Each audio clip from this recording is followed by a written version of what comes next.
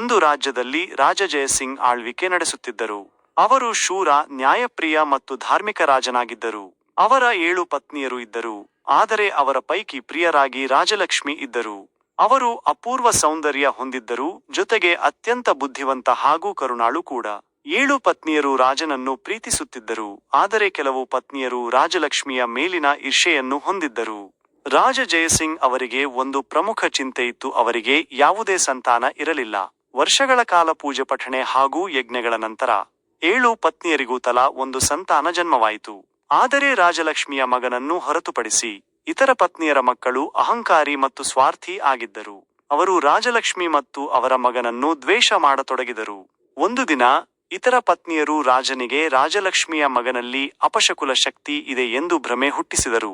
ಕೋಪಗೊಂಡ ರಾಜನು ಅವನನ್ನು ಕಾಡಿಗೆ ತಳ್ಳುವಂತೆ ಆದೇಶಿಸಿದರು.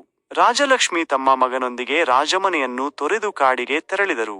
ಅಲ್ಲಿ ಅವರು ತಮ್ಮ ಮಗನೊಂದಿಗೆ ಹಲವಾರು ಕಷ್ಟಗಳನ್ನು ಎದುರಿಸಿದರು ಮತ್ತು ಕೊನೆಗೆ ಒಬ್ಬ ಋಷಿಯ ಆಶ್ರಮಕ್ಕೆ ಹೋಗಿದರು. ಋಷಿಯು ಅವರ ದುಃಖವನ್ನು ಕೇಳಿ ಅವರ ಮಗನಿಗೆ ದಿವ್ಯ ಸ್ವರೂಪದ ಆಶೀರ್ವಾದ ನೀಡಿದರು.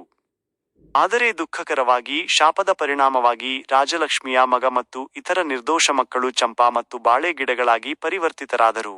ರಾಜಲಕ್ಷ್ಮಿ ಅತ್ಯಂತ ದುಃಖಿತಳಾದಳು, ಆದರೆ ತಾಳ್ಮೆಯನ್ನು ಕಳೆದುಕೊಳ್ಳಲಿಲ್ಲ. ಅವರು ವರ್ಷಗಳ ಕಾಲ ಗಿಡಗಳ ಆರೈಕೆ ಮಾಡಿದರು ಮತ್ತು ತಪಸ್ಸು ಮಾಡಿದರು. ಇದನ್ನೆಲ್ಲ ನೋಡಿದ ರಾಜ ಜಯಸಿಂಗ್ ತಮ್ಮ ತಪ್ಪನ್ನು ಅರಿತುಕೊಂಡರು ಮತ್ತು ತಮ್ಮ ಪ್ರಿಯ ಪತ್ನಿಯನ್ನು ಹುಡುಕಲು ನಿರ್ಧರಿಸಿದರು. ವರ್ಷಗಳ ಹುಡುಕಾಟದ ನಂತರ ಅವರು ಚಂಪಾ ಮತ್ತು ಬಾಳೆ ಗಿಡಗಳಿರುವ ಸ್ಥಳವನ್ನು ಕಂಡುಹಿಡಿದರು.